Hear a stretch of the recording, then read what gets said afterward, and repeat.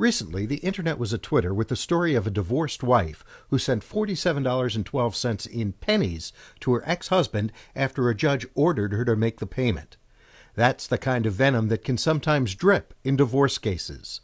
Carl Cangelosi, a New Jersey divorce mediator, believes that most splits don't need to come to that. Parties have disputes all the time. Parties are angry all the time. But that's what the mediator helps them do, is to get through all that and work through the issues. After working 22 years as a lawyer and a second career as a businessman, Cangelosi is now in the business of helping couples get uncoupled in a more civilized way. When kids are involved in a divorce, you'll find that clients are really concerned about maintaining the relationship that they have. Not the same kind of relationship, but they want to have a good relationship. Children aren't the only reason people look to mediators to settle their disputes.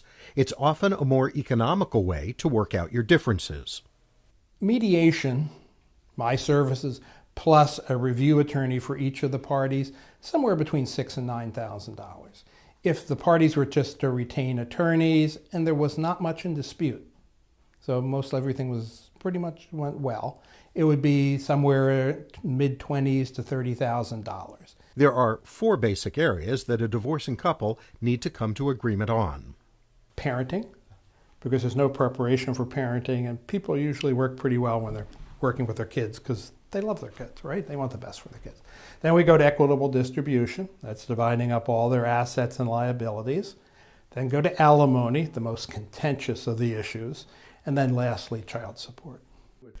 Even though most mediators are lawyers, Cangelosi recommends that each side have an attorney to review the memorandum of understanding that is the end result of the mediation. I think it's very important for people to do that, to use attorneys, but I do not require them to use attorneys. That's up to them. It's their divorce. As a mediator, he doesn't take sides, and while he dispenses legal information, he doesn't offer specific legal advice.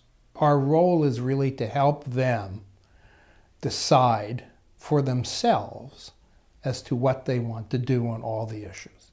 A mediator doesn't need to have any credentials at all.